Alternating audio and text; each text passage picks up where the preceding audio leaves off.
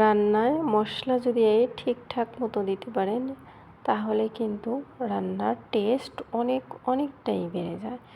তো রান্নায় মশলাটাই হচ্ছে আসল। আসসালামু আলাইকুম এভরিওয়ান, কেমন আছেন আপনারা সবাই? আশা করি সবাই ভালো আছেন। আমি আর একটি নতুন ভিডিও নিয়ে চলে আসলাম আপনাদের মাঝে।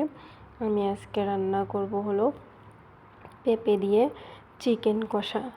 তো আমি কুকারে এখানে সরিষার তেল দিয়ে দিয়েছি পেঁয়াজ, এলাচ, দারচিনি, লং, যাবতীয় যা মশলা লাগে আর কি, ওইটা গরম মশলা ওইগুলো দিয়ে দিয়েছি। তারপর আমি দিয়ে দিয়েছি এইখানে পরিমাণ মতো একটা টমেটো, হলুদের গুঁড়া, মরিচের গুঁড়া, ধনিয়ার গুঁড়া, মিক্স মশলার গুঁড়া, আর হলো 2 থেকে 3 চামচ আদা আমি দিয়েছি।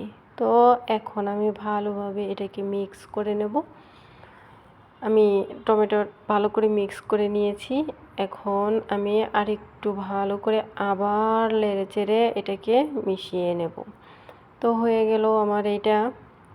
আমি একটুখানিতে পানি দিয়ে দিলাম। তো পানিটা দিলে কি ওই যে নিচে যে লেগে যায় ওইটা আর লাগে না। ভালো করে নাড়াচাড়া করে আমি দিয়ে দিলাম এখন পেঁপে আর চিকেন। তো এই তো আমার চিকেন আর পেঁপে দিয়ে, আমার যেহেতু চিকেনের পরিমাণটা অনেক বেশি, কুকারটা আমার ছোটো হয়ে গেছে, চিকেনটা বেশি হয়ে গেছে আমার। তো আমি এই যে ভালো করে এটাকে আমি মিশিয়ে নিচ্ছি।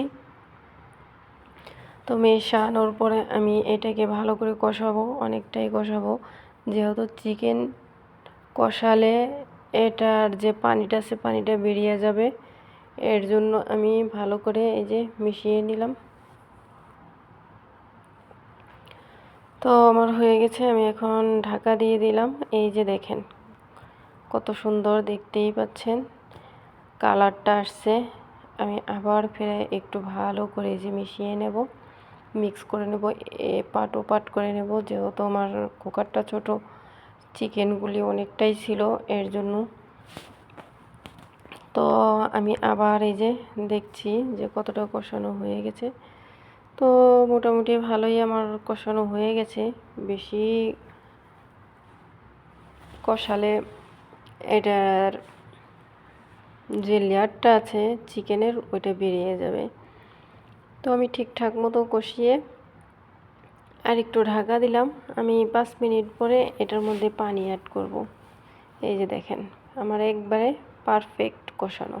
তো পানিটা আমি দিয়ে দিয়েছি, আমি ওটা স্কিপ করে দিয়েছি, ভিডিওটা বড় হয়ে যাবে এর জন্য। তো পরিমাণ মতো পানি দিয়ে আমি এখন এই যে ঢাকা দিয়ে দেবো, সিটি লাগাবো, 2টা সিটি লাগাবো, 2টা সিটি লাগালেই যথেষ্ট।